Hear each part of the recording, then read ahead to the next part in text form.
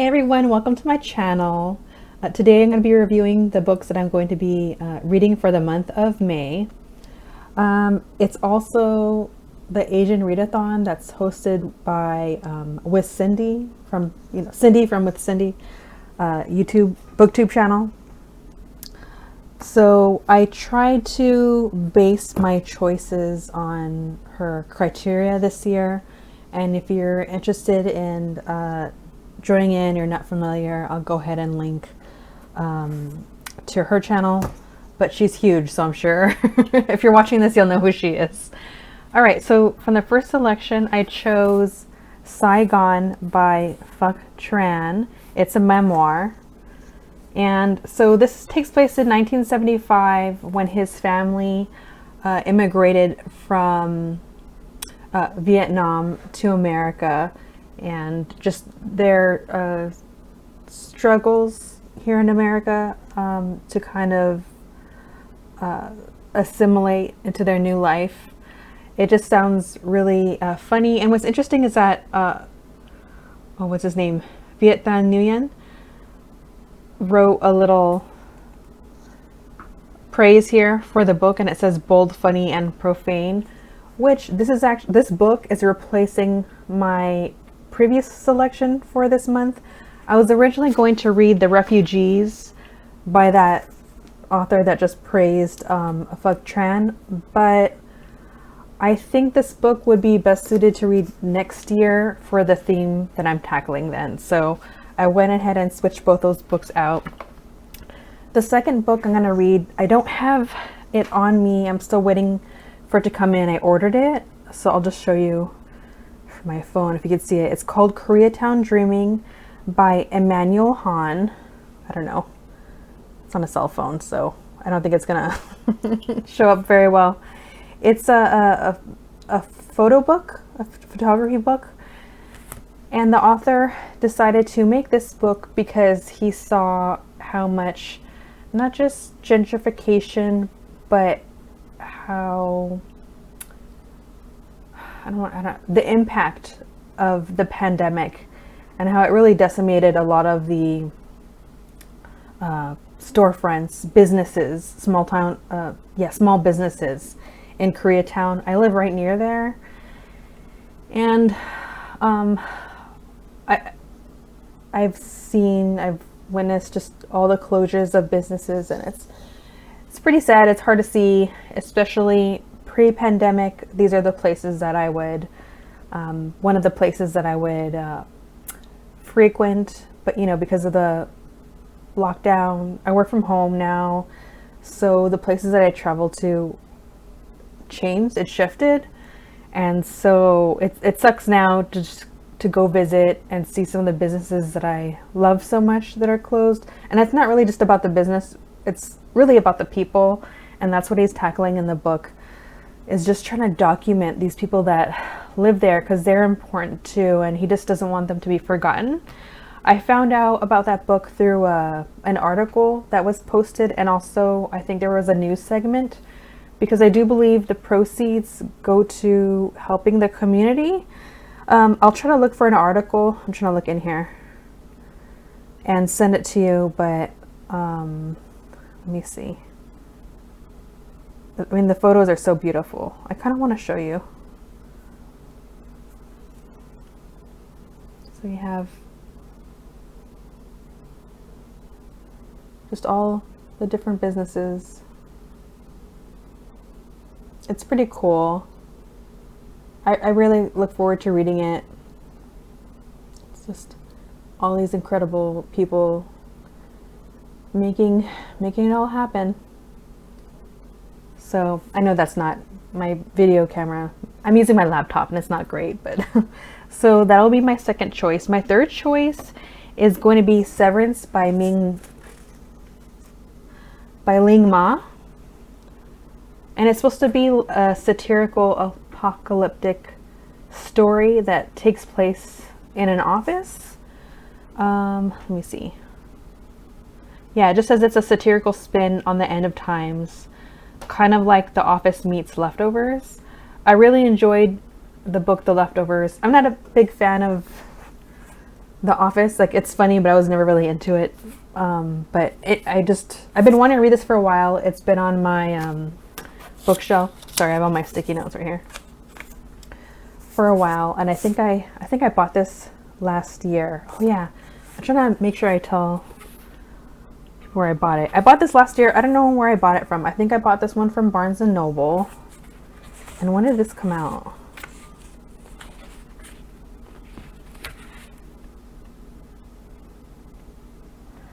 It looks like this came out in 2018. And let me backtrack. For Saigon, I bought this at Village Well. It's over here in Culver City. Over here. It's near me in Culver City. And I just like the cover. I really wanted to read this. I've actually wanted to be reading this for a while. But I think just recently the paperback came out, because every time I pass by, it's been the hardcover. I think this came out in 2020. Yeah. And what's the third book?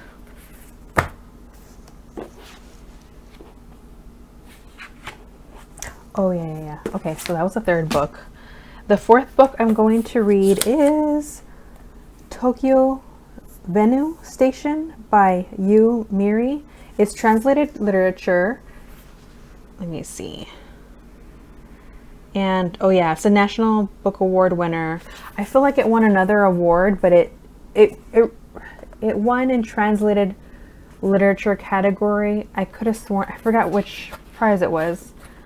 Gosh, I forgot. But this originally came out in 2014 and then was released here, I think, in America in 2020. So I've been wanting to read it. It's kind of short. I also got this from Village Well. I could have sworn it doesn't. Oh yeah, I got this from Village Well in Culver City, and the cashier that I had told me that this is a little bit of a slow read, just to tell me on a cautionary basis. But I think I'll enjoy it. It says that it's supposed to be like a ghost story. On the back it says Kazu is dead, but through his eyes we see daily life in Tokyo buzz around him and learn the intimate details of his story. So I've been wanting to read it. It's here. I thought the cover is eye-catching, because I felt like that kind of fulfilled one of the categories for the Asian Readathon. The fifth book I'm going to read, I guess it's the last one, huh? Yeah, the fifth book, 1, 2, 3, 4, yeah, came out, let's see, we're in 2022. This came out in 2020. This is another book that I've been wanting to read, and I picked it up. When did I get this? I think I must have bought this last year, and again, this is from Village Well in Culver City. It's my local bookshop, independent bookstore. There's a couple right where I live. I'm pretty fortunate where I have plenty of little shops nearby to go to. So it's How Much of These Hills is Gold by Zhang. And on the back, as far as I know, it's supposed to be a historical reimagining. I thought it was going to be around the Western times, I believe.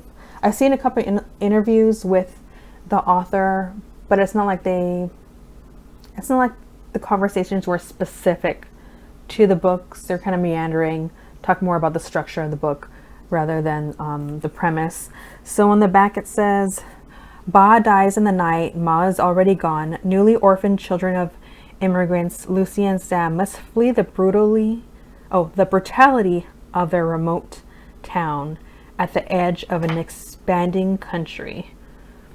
So I thought that would be a good read. I've been wanting to read it for a while, and I've seen the author talk, and she has said that whenever there's a Western movie, book, historical documentation, all this typically focuses on a majority of everyone else, white people, well, the Irish, I don't know, all these different people, but it really doesn't focus on the Asian community, Chinese community, and she just wants to add to that canon, to the Western canon. And so I don't know, it sounds good. Lastly, separate from the Asian Readathon, but just for the rest of the year and even next year, I'm trying to slow read a couple of things. I'm doing a reread of Saga. So for May, I'll be reading volume 2. I wasn't going to pick this up. I have so many books that I want to read this year. I just finished volume 1 in April, and I just happened to, I don't know, I just want to do a reread. I love this comic. The author is Brian K. Vaughan, and the illustrations are by Fiona Staples, and she draws really beautifully. Her imagination goes wild in this story. For her, as far as her illustration goes, Brian K. Vaughan has been really adamant about making it very clear that it is his story, but his illustrators, whoever he pairs up with to tell a story, he really gives credit where credit's due. And as far as tackling the story of Fiona Staples, he says that very much her illustrations improve upon or at times lead him into a different direction of the story. She's inspiring through her art, and I really appreciate him saying that. And I don't know, I like his other work. I think I appreciate a writer that is humble. Like, it's totally not a requirement, but as far as comic book writers, I really enjoy Brian K. Vaughan because whenever he pairs up with an illustrator, he's so much about passing the ball in the interviews and giving credit to his illustrators. I just really love that about him, and just saying that although he may have the broad strokes of a story, credit must be given to the illustrators because that informs his work. So it's like just passing the ball back and forth. I really love that about him. All right, I'm trying to figure out how do I sum up Saga to pique your interest. Saga takes place in a universe, not just a world, a universe where a planet and the moon that it revolves around they go to war with each other, and in doing so, the planets around them start to align themselves with whoever's going to be their ally. So there's all these. It turns into this intergalactic proxy war, and it's been going on for generations.